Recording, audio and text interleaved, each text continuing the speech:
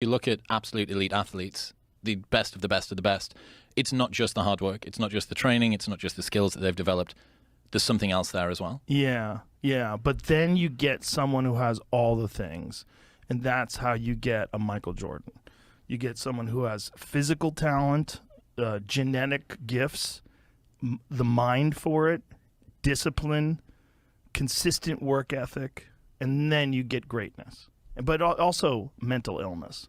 You need to be like Michael Jordan, with all due respect, is considered, absolutely one of the greatest, if not the greatest basketball player of all time, but is kind of mentally ill. He's obsessed with winning to the point where he's an asshole. But that asshole, like, he'll tell you, like, you just don't want to win enough. And he's right. He's right. Like, he apparently, like, you beat him at a game of pool, he won't fucking talk to you for weeks.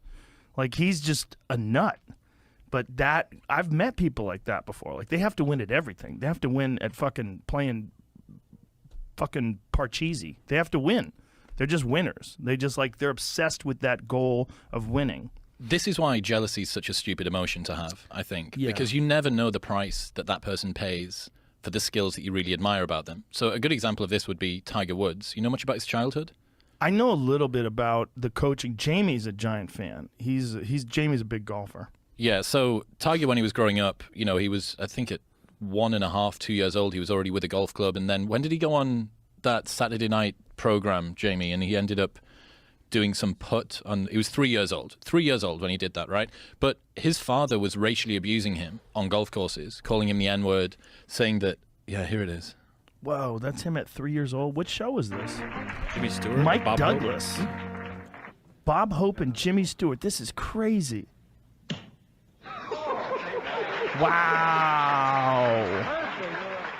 What a little cutie. Look at him. Earl, how old are you, Tiger? Two. Two. No fucking way. Oh my God. Have you read Malcolm Gladwell's Outliers? Yes. Well, that is like an amazing example of that. Like having a golf club in your hand at 2 years old, having a father who's maniacal and obsessed and forcing you to do this, and then getting all that time in as your body is learning and developing. So the thing about Tiger that was interesting with his father is he would push him incredibly hard, say these white people are never going to accept you on this course. And he had a safe word, the same way that you would do during rough sex. It was called the E word. And his dad would say to him, if it's getting too much, if it's ever too much, just tell me, just say the E word and everything will stop. And Tiger never once said it. Wow. And the E word was enough. Wow. So he would fuck with him so that Tiger would get better. And he told him, look, I love you, but I'm doing this to make you better. Yep. And if And it's then too much. Roll the clock forward now. So talking about the price that people pay to be the person that you admire. Everyone would look at Tiger Woods narrowly bound, like, I want to be as good of a golfer as Tiger Woods. And you go, yeah, okay, but do you want the childhood?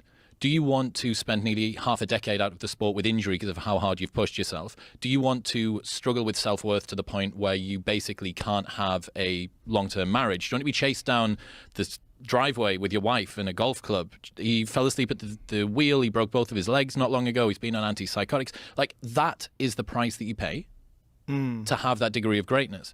It's a onesie, right? It's not an outfit that you can pick little different bits about. You don't get to choose one element of someone and say, I want that. It's like, no. All of these externalities, all of the things that you really don't want, they came along for the ride as well. And that's why jealousy overall, like, do you want to take the whole outfit? Because you can't just have the one thing. Jealousy is kind of dumb. Well, jealousy is dumb because it doesn't serve you any purpose.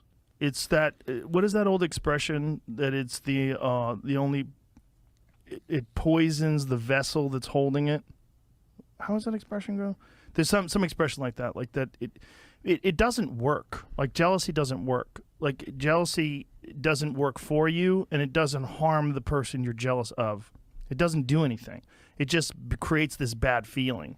And it's a necessary feeling in human evolution because it forces people to compete for breeding. It forces people to compete for resources.